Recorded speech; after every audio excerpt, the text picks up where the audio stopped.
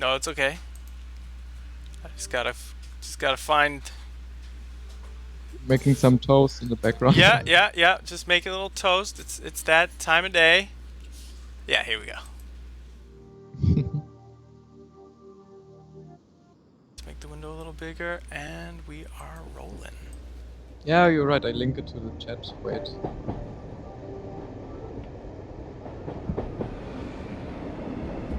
So this is gonna be so Masha's kind of gonna be reacting to the stream, but I'm seeing this about. You're gonna be reacting visually about 30 seconds behind me playing, but our conversation's gonna be live. So Yeah. that's kind of where we're at. Um, so yeah, thank you everybody for tuning in. I'm Cosmo D. Today with me I have a guest, Masha. Why don't you introduce yourself? Yeah, hi. Thanks for having me. I'm Moshe and I'm the developer of Fugue and Void. And I'm happy to talk a little bit about the game. But I can say that I am not going to talk too much about it because I want to let some things maybe a little bit cryptical. Yeah, great. And I don't necessarily want to ask you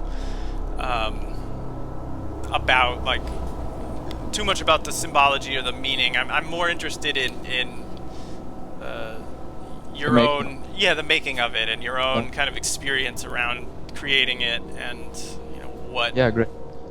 where that came from. So just let me know if levels are weird. Oh, out to Igor Tolag in Japan, out to Galactic T where it's 7 p.m. Some random git. Yeah, we got a good little crew in the text in the chat room. Cool. Nice text effect. I'm glad you like it, Sam.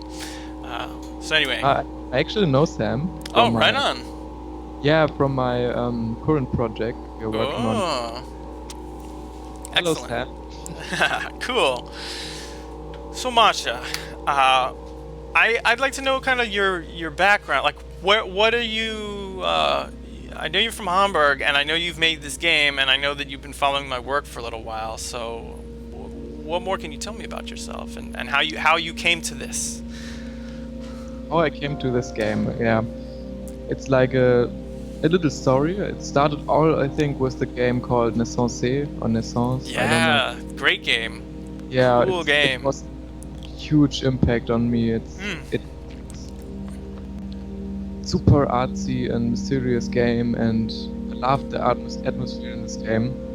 And I actually contacted the developer on Twitter the time, and he told me that there would never be a second part. He thinks, Oh or man. there would definitely be no second part. And this kind of pushed me to the thing that I want to make a second part. And Hmm. 4 years ago, I think I started a little experiment on Unity and started to replicate the style of NaissanceE Hmm. and try to make a fan-made sequel to it. And from then on, I developed in Unity and I found my own style more and more, and I got my own ideas.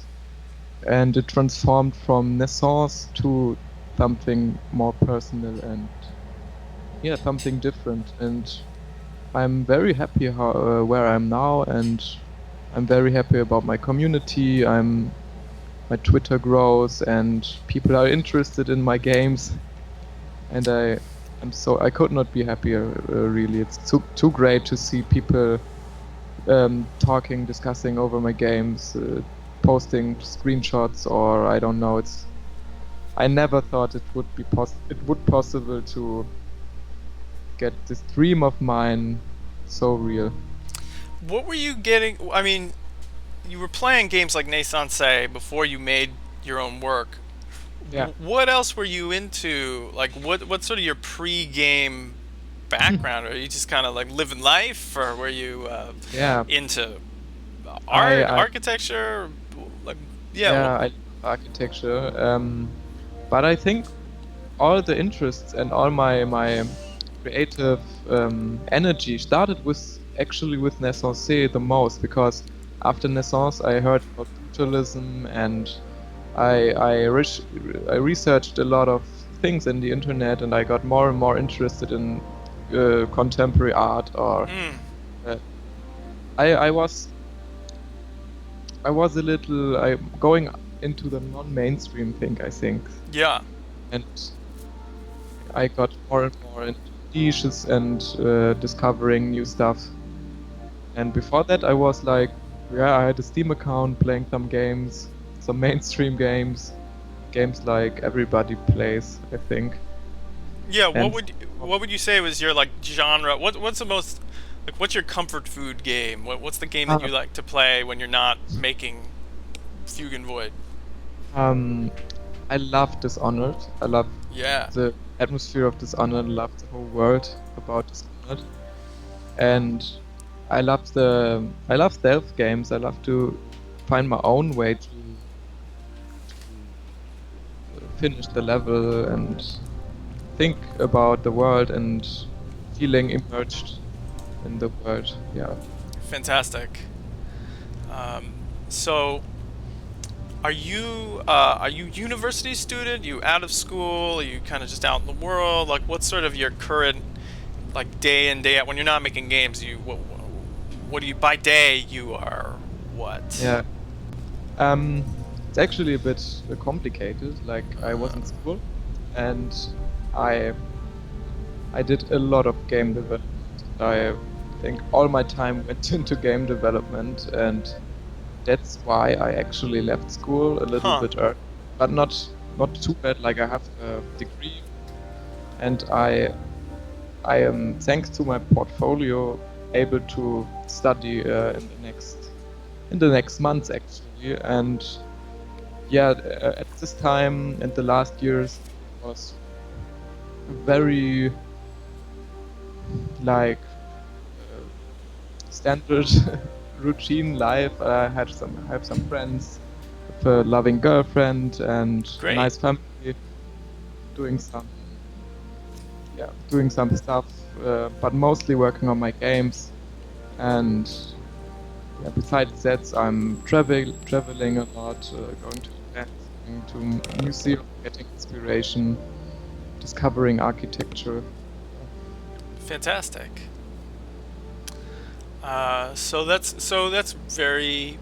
That's very illuminating. I think it's good to get some context around where this is coming from, and I'm Yeah. just admiring the texture of the I don't even know what this is. It looks like a giant like heart or um, almost a human-like skin-like structure.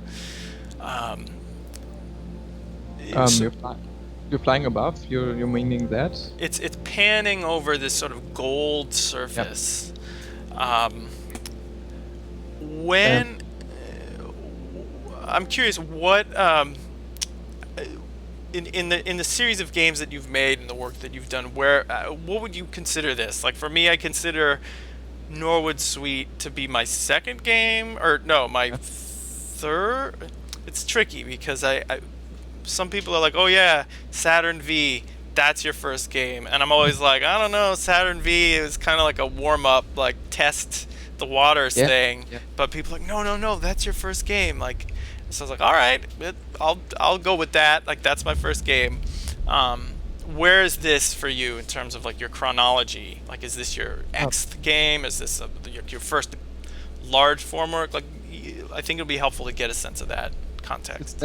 definitely one of my first big games. Like it's the first one I sold. I set a price for this because I felt like, yeah, a lot of work flowed into this, and I felt like this is actually something can you can be proud of in a way.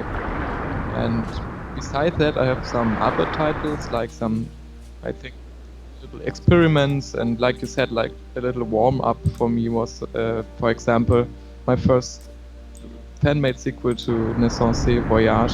Oh yeah, cool. And besides that, I had a little game called Search for the Green River. It's like 20 minutes long or so. It's like a dream of mine. I quickly replicated in Unity. Cool. And after that, there came my first real game. I think was Living with the Monoliths. It was the first game I released on itch, I think, and it was open world you can explore. And it was, I think, the first game I worked a long time on and had actually some planning and pre-production going. I'm just gonna quickly affect the mix. I want to bring this. The mix is. I really like the sound design of this game, but every time I need to make some adjustments, it pauses the game. How long did it take you to make this? Like from idea, like I want to make this game, to like put it on itch or put it on Steam or whatever. Yeah, I'm saying 6 months actually. I'm not a guy who works a lot on planning. I am very, very fast, and I want to get my hands on it and start off whiteboxing stuff out and going into details. And it's hard for me to plan a lot. Like, I'm opening Unity quite early in development just to get the right feel for the atmosphere, to get the right feeling for the place. And with this, I can detail things out, and yeah. So, yeah, I feel similarly. It's like I wanted, especially with Offpeak, like I had this idea of I want to have this train station with an aquarium in it, and like that was the first thing. And I was like, whatever I can do to get to that, and then everything kind of evolves out of that. I think I've met a lot of developers who do like to kind of plan early, and you sort of see it like in design documents. I've never even sort of conceived of that people would have design documents before they're actually like prototyping and stuff. But I know that's a kind of a more of a thing people do on the professional tip. Let's see. For solo work, you don't need design documents, I think. No. Like, no. The most project I'm working alone on, and I feel like I have everything in my head, and when I don't have things in my head, I have my whiteboard next to me and I write stuff down on it to remind me on it. But the design and the picture of it is always in my mind before I start developing. That's cool. I'll just jump in this hole. Yeah, this is there a lot of architecture like this where you live? Like, do you get a sense of brutalism in your sort of everyday life when you walk through the streets and stuff, or not so much? Yeah, I'm actually living in a very blocky building, and it's not brutalist building, but it's very ugly and blocky. Maybe it comes from there, I don't know, but we don't have a lot of brutalism in Germany. We have some bunkers, or like, I don't know what in English, like where you go in when the Second World War. Yeah. When planes come. We have a giant bunker in some kilometers away from my home, and yeah, I visited it sometimes, and it is inspiration for me, but I don't think I love this architecture because it's so much around, I think. That's kind of interesting. Like, I personally, when I was growing up, like the only exposure I had to brutalism was like the mall parking lot in our, or like it's very functional spaces. And then I think my high school kind of has a bit of like mid-century brutalism to it, but I never really thought much of it. But because most high schools made after the World War II in our country were like functional, like just get the kids in, get them in rooms, teach them, get them out. Like they weren't going for any particular inspiring ornamentation or anything. And when I left, when I got to New York and I was surrounded by all this wonderful architecture, older architecture, and newer, starker glass architecture. That's kind of where my taste um, was drawn. Uh, and then visiting Europe, I was drawn to that, sort of those old European style buildings. But then, I don't know, something in the last couple of years, maybe playing NaissanceE, seeing your work. I don't know. I started to look at those parking lots in the mall with this newfound Yeah. fondness. um, yeah. So Sam says in Reykjavik, there's a big concrete church that reminds me of that. There's a lot of yeah. I don't know. I really embrace it. There's this incredible film actually called Columbus. I highly recommend everybody see it. I It, saw it you saw it. I don't know. Oh, But I'll link. I mean, it sounds like we got a lot of things to link yeah. in the show notes, but I'll link Columbus because it's all about modernist and brutalist architecture in this town of Columbus, Indiana, Hmm. that was designed by Saarinen and the two Saarinens, and they just let him kind of go. Those two guys go wild with designing churches and banks and. It's just really great, and weirdly, it stars John Cho, the actor John Cho, but it's a really poignant film, and Okay. it's sort of a love letter to I brutalism, have to see it. brutalist architecture, and modernist architecture. I Uh, need inspiration right now. okay, then you're gonna. This is it. This is I gotta. This is this is the film for you, and hopefully for people in the Okay. chat. Um, Okay. so we're in this chamber. Oh, Antichamber, no, I played it, but it's not a big inspiration for me because it's more like on gameplay, focused on gameplay, but not on the place like architecture and atmosphere. I think there is not a lot of atmosphere in Antichamber because there's like only white and blank rooms. But I like Antichamber, no question. It's interesting because I think in the circles I've found myself in, there's been a bit of debate or over the validity of experiences and games that are more about mood and more about Mm. the experience and the ideas and less about mastery and gameplay. But I kind of like that this doesn't even try to engage that argument. It kind of just is. It knows what it is, and it just is. Um, Yeah, and that's heartening for me because making Off Peak and then making Norwood Suite, I sort of wrestled with this idea of, oh man, should I make it? Should I? People would ask, oh well, where's is your next game going to have more gameplay in it? Like, is it actually things to do? Like, I'd get those questions and I'd be like, yeah, yeah, I'm maybe. so And I like think I think sorry. you just speak, go for it. Okay. I think you're the master of combining atmosphere and mood and gameplay because yeah, it's hard for me because I'm not a coder. I'm not as versed in programming, so I have to cut out gameplay because I'm actually not able to do great gameplay. And I think before I make some boring gameplay, I just cut it completely. I mean, I've been in the same boat. I think when I first got into this, I had no coding chops whatsoever, and I slowly have been adding elements of things that are both possible, that I think are Yeah, possible for me to make, but yeah, also yeah, interesting and fit with the mood. Like, it yeah, doesn't fight the mood. It doesn't go.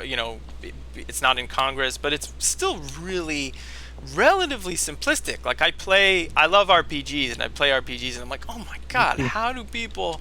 Or even like an immersive sim like Dishonored, you were mentioning that as an Yeah, inspiration, and I'm like, my god, like just the logic trees that people have to spend millions of dollars to really get right. It's like, wow. So I like the idea of just saying, hey, we're coming from this not as like industry folks. We're just making these mood pieces. We're making that are expressive of who we are as yeah, individuals and as people living in concrete brutalist apartments and seeing brutalist parking lots and old train stations, and we're just this is just a vibe. Enjoy this vibe. And I think it's been heartening to get folks to sort of rally around that and say, hey, that's an experience that has value to me, that means something to me.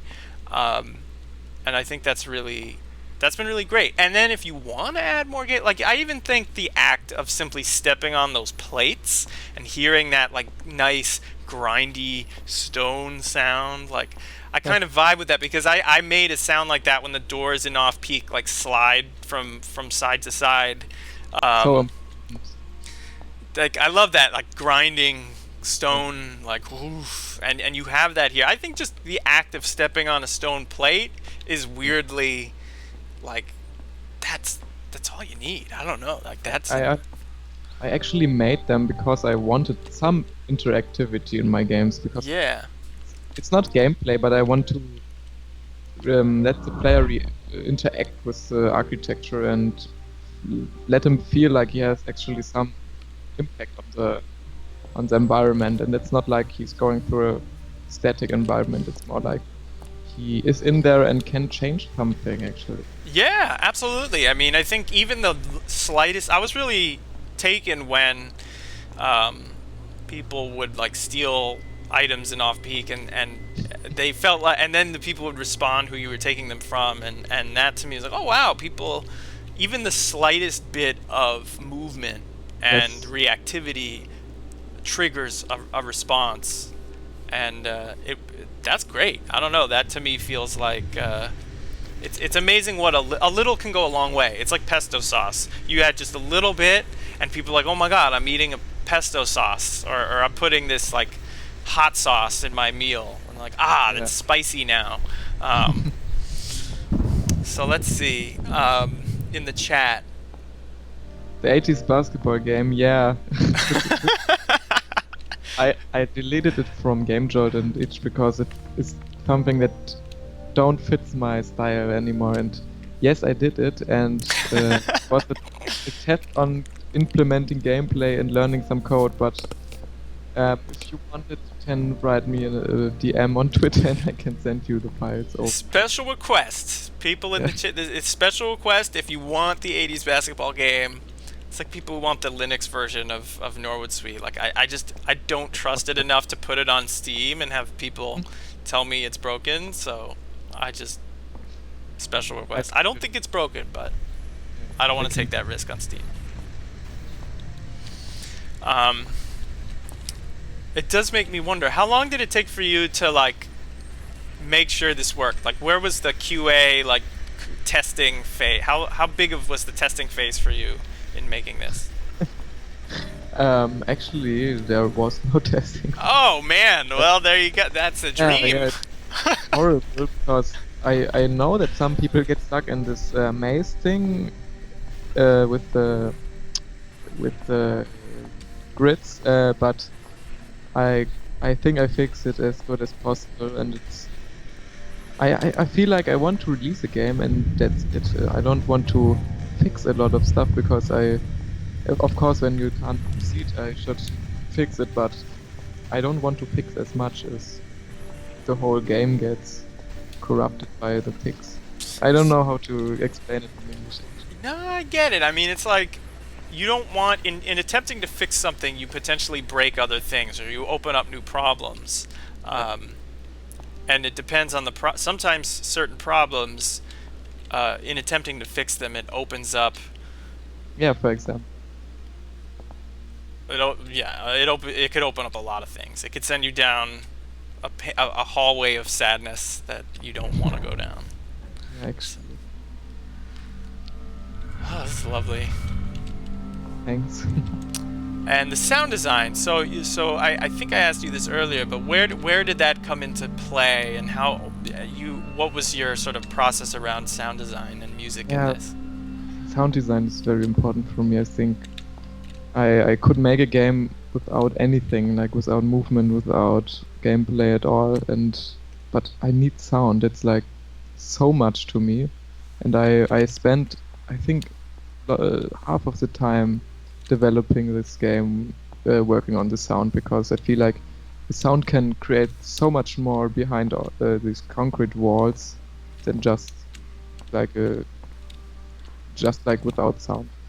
Like you can hint so many things with sound, like behind walls, grumbling, and you can give the feeling like this place is much bigger than you actually are able to explore. Yeah, like suggest. I love the idea of suggesting Yeah. space. In Norwood, I did that in terms of like you can't explore the grounds. At first you could, but then I Mhm. cut that and I just fenced it and was like, all right, I'm just gonna let people think that they can that it's possible. But It's totally enough, I think. The imagination is a big part of my games as well. oh yeah, definitely letting There's no people. story.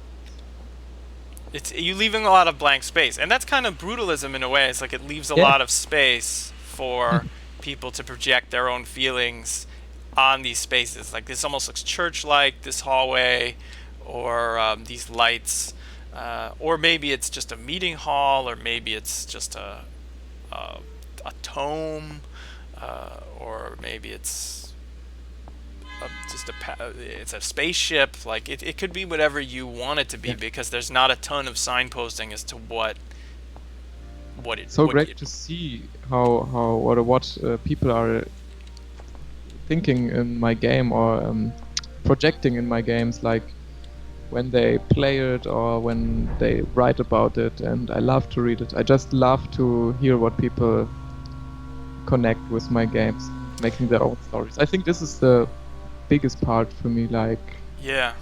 people's minds around my mind. Mm. What has been the most outlandish interpretation of this work? Like, what was it? What was? Did anybody say this is X, and you were like, really? What? Like, has that ever Yeah, happened? I think there was something really weird about like an idea, um, lore idea, but I forget it. I tried to find it. Let me give me some time. But it happens, of course. It's like it happens a lot, like people thinking stuff in my games that are actually not meant to be. But I'm fine with that because that's all I want. I want to inspire people. Great. Yeah. No, that's as it should be. Ooh. Yeah. Did you always want Fugue and Void to be? Oh, okay. I remember this part. This is. I was gonna ask. Did you always want it to be sort of a somewhat linear experience? But now I'm like, wait a minute. I could potentially. Oh, I can't jump off this ledge. Did you want it to be somewhat um, linear? Was there Mm, ever a point where you wanted it to be more branching or yeah. more? Fugue and Void was firstly, I did a game called Brutalism Prelude on Stone. It Mm, was like it's free, and it's like this brutalist museum of art installations, and you can wander around, explore this building, and find some interesting art installations in the rooms. And Fugue and Void was first made to be a second part of this, and I already had the building and everything, but I felt like now I want all this art be in a linear story to be explorable. And yeah, I decided to make it linear because I think I can guide the experience better and unfold the experience better with a linear way of telling the story. yeah, I mean, I'm definitely. It's an interesting thing because all of my spaces have a certain. I think I'm like ardently nonlinear. I think part of it is that I Yeah, yeah, love how like those immersive sim levels are tend to be nonlinear or tend to yeah. be semi. They're like wide paths. It's like you could go a number of different routes and then they Yeah, flip it's like a back on themselves. piano part. It's more like a multiplayer map. You have some Yeah. loops, and you can come back to a place after you finish the loop and get to a new loop. I Yeah. feel like it's your way of dealing with openness in your games, and I Mm. love it. And yet, I feel like linearity has its place. I think Yeah, for a very and I think there are parts of my work that I'm like, okay, I want this to feel kind of a bit more closed and directed and linear. yeah, yeah. So yeah, I don't know. I think there's playing with linearity and non-linearity in like big spaces like this is it's kind of like pacing a meal. I keep going back to food metaphors, but like it's like, do you want to, start with dessert or do you want to start with a salad? I want to Yeah. start with Like when you have snack. open world, I'm always afraid that people are exploring the best part at first and like the weakest parts at the end or something like this. Yeah, yeah, I know. With open world games, it tends to get like, And also, yeah, open world games are a lot of guided these days. Like open world games are not that open anymore, I feel like. no, when I play, I think with a lot of open world games, they give you the option to like turn off quest markers and Yeah. turn off Yeah. guideposts, and um, it's been interesting in designing. When I designed Norwood, my solution to that was like in-game, have an in-game person, like an in-game guy or Mhm. lady that like serves as your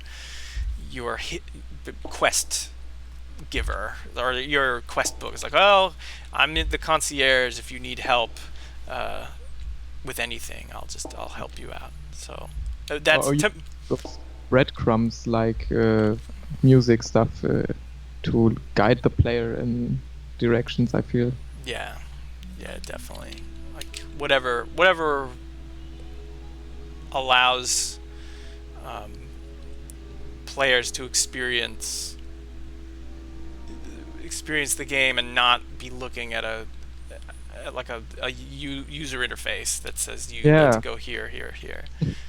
Um, I know that like with immersive sim, with like Dishonored or bigger budget games, uh, it's kind of they throw so much information at you, and it is so RPG like in that way that having that note taking makes sense.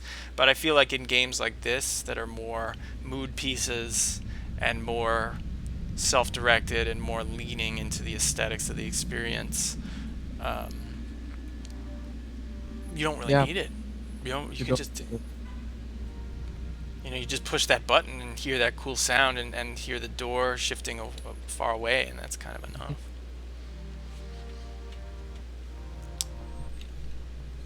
So this is. Did you know how long you were going to make the like? Did you have this game's about 45 minutes?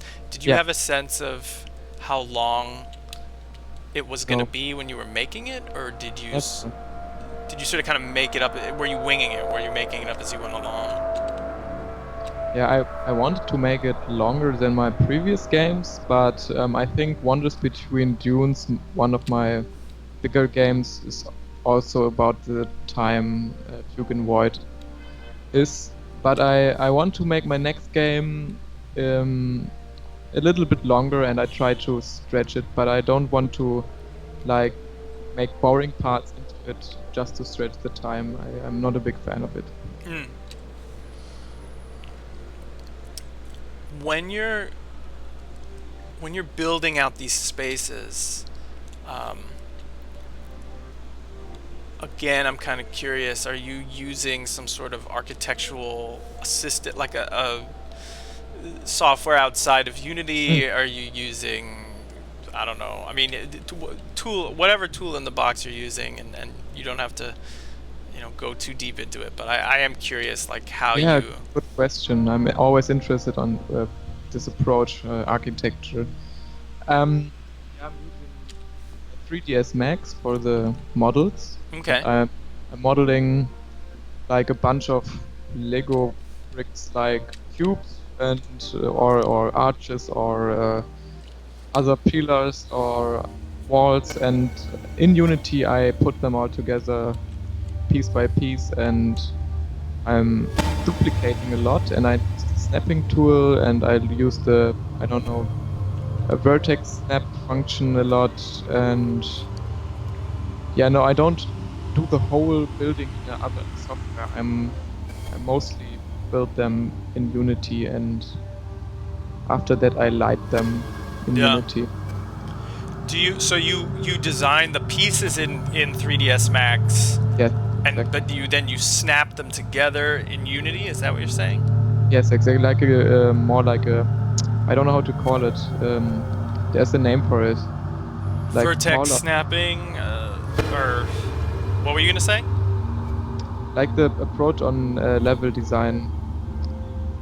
I don't know.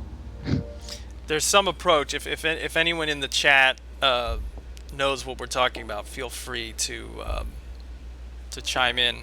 Uh, Maybe I get it. let's see. So I'm in this forest here. How many sort of individual scenes have you made in Fugue and Void, or is it all one continuous long scene? Like you're just kind of going from space to space. No, it's not one theme because I'm always struggling with performance issues. Man, It's yeah. like, and I saw it in Norwood Suit as well. Like I know that you had this pain as well with because I saw that you had these room intersections, so you have to draw out stuff and color stuff, and that's why I decided to do scene by scene, so it's smooth and you don't have lag problems. And I think it's about there are about 30 scenes, 30 about 30 or 40, but I don't implemented them all. Like Hmm. uh, there are some hidden themes that nobody saw ever, and I think maybe one day I will release them like for free to just put them out there, Yeah. because some are quite impressive, I think, Yeah. and some of them I worked a lot. Uh, I worked some time on them, and I think they not actually fit the style so well. So yeah. So I'm at the part of the game where I'm Yeah, modular okay. level design is the name for it, yeah. Like you have some modules and you put Yeah, them together. modular. That's cool. I sort of wish that I made my games modularly. I've sort of been, but it's my process is a big, weird, wild Yeah. But mess.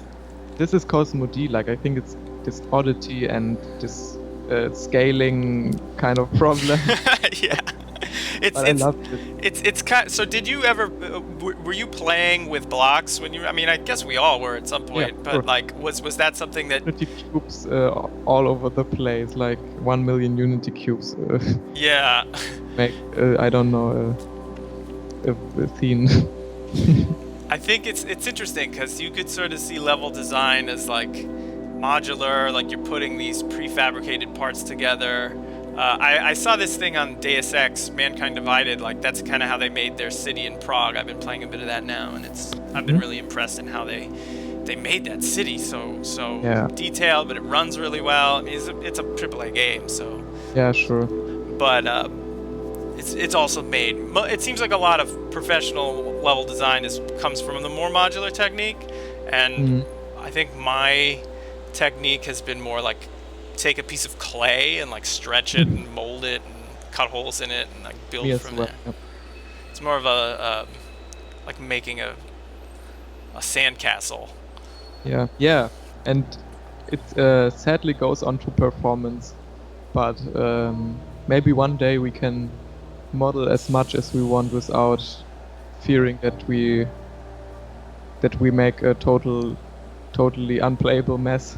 It's interesting, yeah, because as I've gotten more into of game design, I always feel like with each new idea, I've become more sensitive to the cost of that idea, whether it's like a performance cost of like how much is this going to tax a computer, and like an implementation cost, like oh how much is that going to require me to like figure out some programming thing or Yeah, lighting thing, or how long is that going to take. So it's like yeah, I'd love to just in music I just play the cello or I just wail out on Ableton and just come up with some ideas, yeah, and you never have to worry about that because music is you like a sound card could handle whatever you throw at it more or less. But with 3D architecture and lighting and vertices, I've become more self-aware and not quite self-conscious because I still want to get the idea working. And there's always a way to there's always a way around, some tricks one can do, and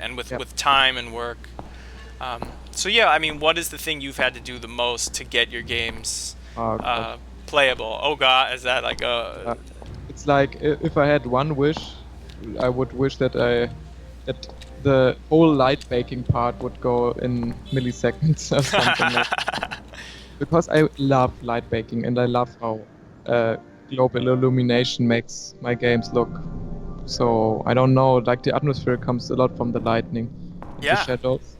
yeah, But absolutely. you- when I have to bake my scenes like overnight and over days sometimes, Ooh.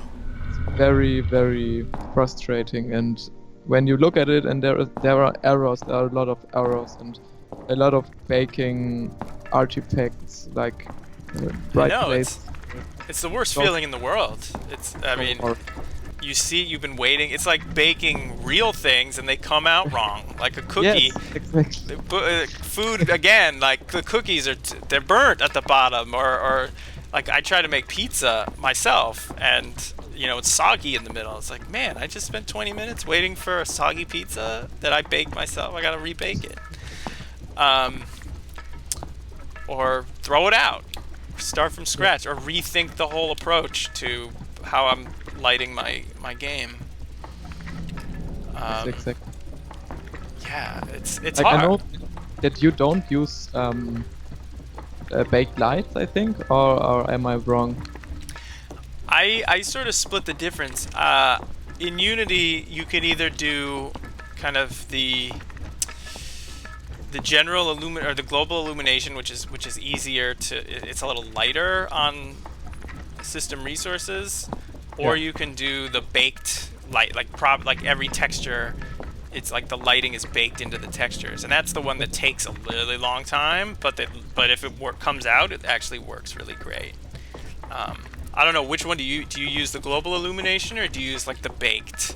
You gotta wait 10 I hours. wait. I wait 10 hours. Oh man. I think the results are a lot better for my games.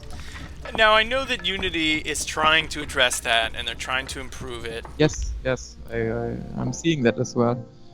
And I think my affinity with light baking comes from NaissanceE actually, because Hmm. Mafros, the developer from NaissanceE, he baked everything and it looks so incredibly good. I know it does. I want to have this light from him. I'm never able to get the right lightning like him.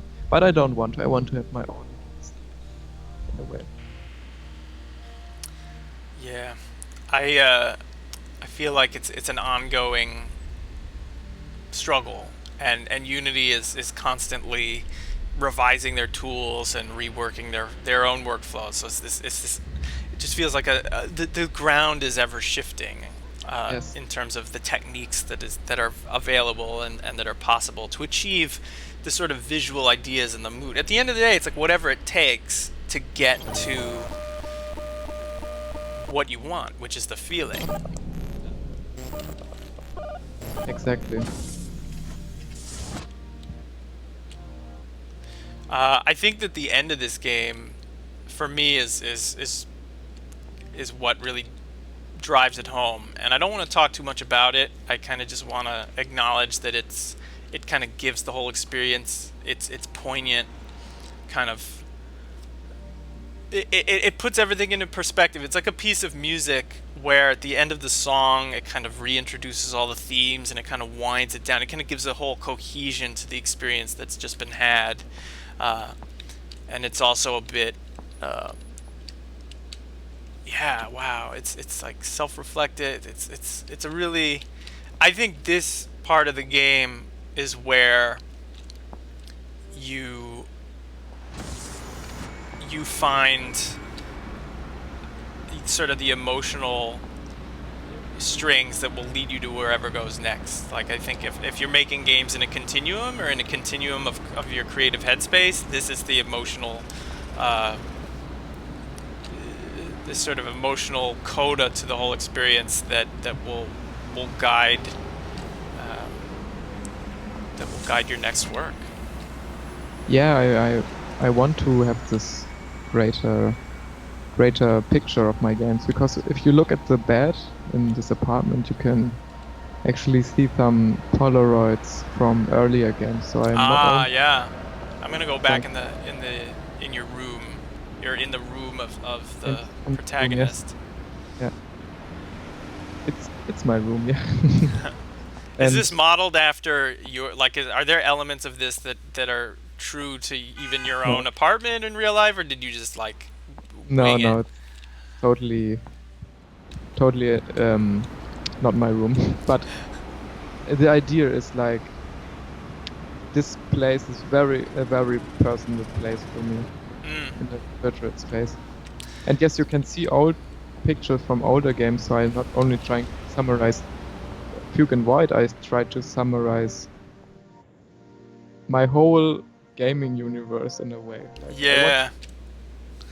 I like the idea about not having games that are separated from another. I want to connect them in a way, and I try to build a I try to build a universe actually. Well, welcome to the Build a Universe club. Yeah, It's interesting because I do similar. I put like pictures of Off Peak in the hotel of yeah, this is Norwood so Suite, yeah, and that's gonna be a continuum thing too. I don't know. I think when the process of creating a space grows, and yes, it gives you the room to sort of self-reference yourself and reference past work. I kind of so make much. sense. What were you gonna say? It's so much fun actually. I love to think about it and connect stuff and make the idea just bigger. Yeah, yeah, because you sort of, it's like an idea you've been wanting to say for a long time. It's like it's always been there somewhere, and some experience you had, like for example, playing NaissanceE. It's like it awakens you. It's like, oh my god, this is what I Yeah. want to say. This is the space I want to finish. I want to pick up where NaissanceE left off. I want Yes, to, and then oh my god, I want to open that beyond to yes, within yourself and find this window with which you can go even deeper and even further. And then as you explore more and experience more both from within and from without, that all builds into, your internal fiction, which then you share outwardly toward the players. exactly. Yeah.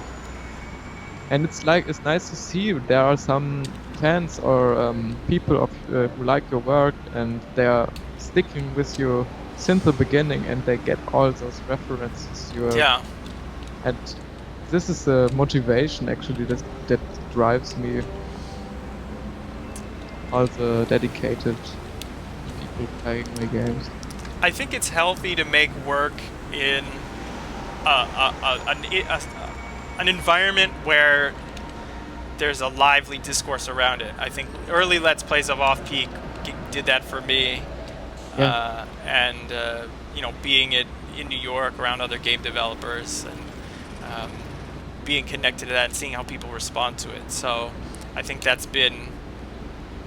think a lot of Norwood for me was made for a time. It was kind of made in semi-isolation, and I like this idea of keeping the process open once again and embracing it.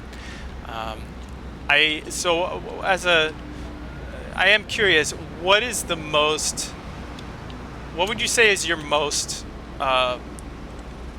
evocative? Like, what real life city gives you the most feeling of like, oh my god, this is a city of my dreams, or this is the city of my nightmares in the real world? Like, whether or not you visited it, just or seen yeah. pictures of it.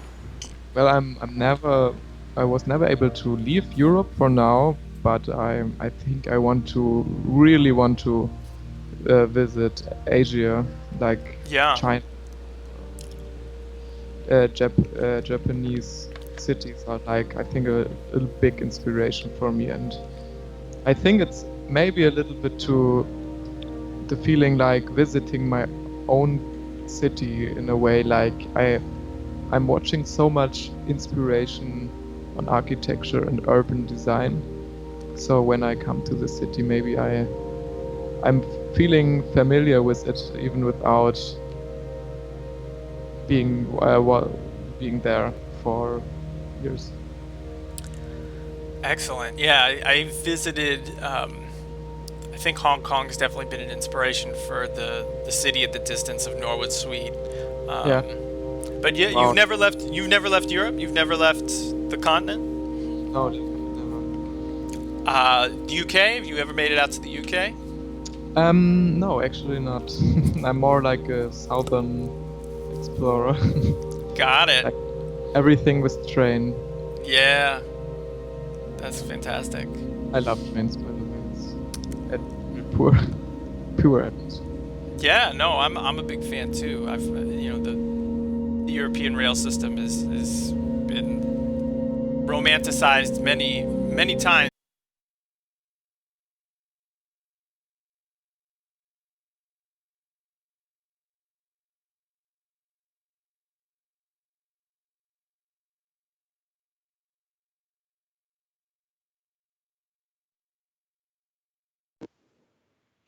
Okay, I don't know if it's my internet or your internet.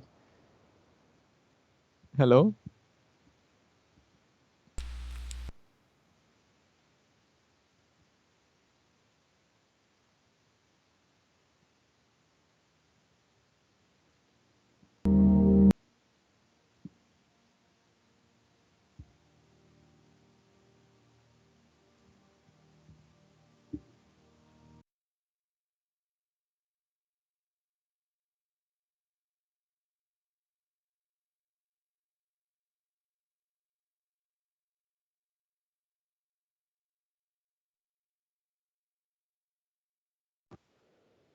Hello? Oh, I can't hear you.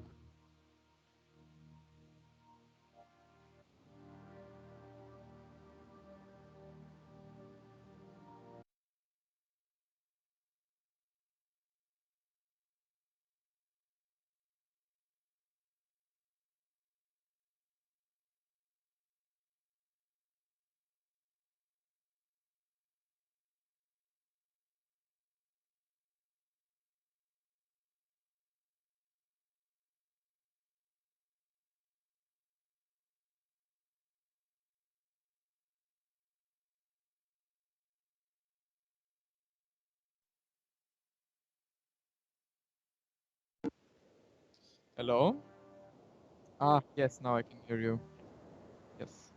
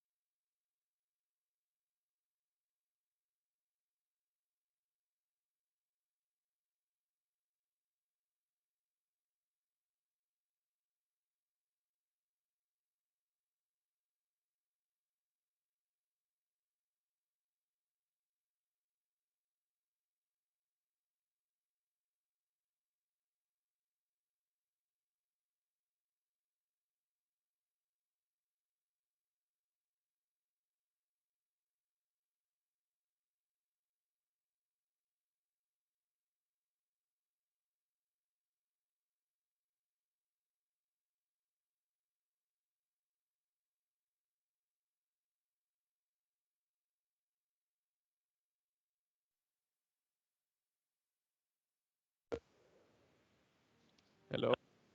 Yes, I can hear you. Can... Oh, okay, wait.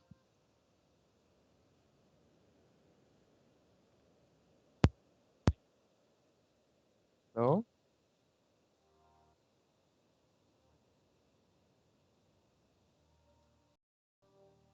Okay, I'm here. If you can hear me, type into the chat that you can hear me. OBS Studio is disconnected. Something's... Maybe they can hear me. Oh, I can hear you. I can hear Oh, you. I Yes, can't. we're back. Are you there? Yes, I'm there. Ah, brilliant. Okay. We're losing viewers. No, That's I won't. okay. That's okay. Um, so let's just put the music back and we can wind this down. Thank you for your patience. Something freaked out. I think I just it. Oh well.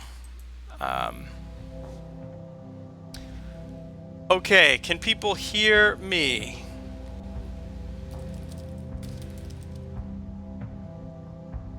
And Masha, also can people hear you? Can you speak into the... Yeah, can you hear me, people? Okay, so thank you for that. The game ended. I mean, I think at some point when the game ended, it caused everything to freak out. But that's Oh, okay. but yeah, We it's played. like I need a menu. I have to work on this. It's fine. You're totally fine. I'm still getting my sea legs with this too. Um, so I don't know if you got to scan any questions in the chat. I've been looking, but I've also been playing. Does anyone have any questions for either of us in the chat? Masha, do you have any questions for me? I've kind of been asking you questions throughout this Oh, whole... I have a lot of questions. You have a lot of questions. Yeah, maybe later. Okay, another time there'll be time Yeah. for you to ask me questions. But yeah, anybody in the chat have questions for either I or Masha? It's on a 30-second-ish delay, so I'll give it about 30 seconds, and then we can wind it down if nobody has questions. I will say, this has been great. I mean, it's been a pleasure for me. I hope it's been great for you, Masha. Yes, it was not so bad as I expected. Not in the way that I don't like your stream, but it's kind of nerve-wracking to speak on English in front of some people. Yeah. Yeah, I mean, it's the good thing though is that it's coming from a place that you are comfortable with, and that it's your creative work at the end of the day. And that speaks for itself. And well, yeah, maybe it's true. It's like a very personal thing. Why do you look like magic and games like Dark Souls? I never played Dark Souls, I'm sorry. I've played Dark Souls. I don't know what Matric is. That might be, or that might either be a misspelling or I don't know. But I think it's. And this is out to Ryan Pratt in the chat. We will link. We'll link a list of sort of references and things that inspired us. I'll mention Columbus. Masha, you can mention whatever you like. Yeah, Hundertwasser, I want to bring it to you. Say what? Hundertwasser, it's like an architect. Yes, yes. And I think you would love it. You will love it. It's like Cosmo D buildings all. Ooh. Wait, I will send you a link. Or just Google Hundertwasser. Okay. Excellent. I will. I'll definitely link this in the chat. Hundertwasser. Ooh, interesting. Like Hundertwasser buildings, maybe it's more fitting for you. Yeah. Oh, yeah. Right? It's like. Oh, wow. I'm seeing your style. Okay, yeah, I think this is a thing that's gonna happen. This is in, wow, okay. Yes, great. I would love another Masha and Cosmo D stream. Perhaps why that's not? a thing. Yeah, why not? Next time play your game and we talk about Norwood suit maybe. Yeah, I think there'll be. I think when I'm ready to do like a developer commentary of Norwood, we can go there, and I'll have you on for that. I think there's a lot of interesting format ideas that could be done with this. I'm gonna wind it down for the streamers, for the people watching. Everybody, thank you. Thank you. Thanks for having me. Yeah, well, thank you for being down for this, and thank you for everybody who watched. It is going to be archived, so and edited slightly at the front and the tail end, so it just gets to the content. Yeah, again, this has been a pleasure. Discord server is a thing. Just keep everybody posted. I mean, I'm very excited for what do you do when can you talk about your next project? Are you kind of in it? Are you starting it? I would love to give some teaser. No, I don't know. I'm working on Between Dunes Part 2 at the moment. Oh, right on. Very interesting for me, and I think it's very interesting for people out there, because Wonders Between Dunes has such a living fan base. Not so living, but I love to make the second part. I would love to make it. Brilliant. All right, well then that's going to be it for now. Stay tuned for the next. I'm doing this on sort of a bi-weekly basis, so I'll keep you posted for what's next. And streaming folks, thank you again. More to come.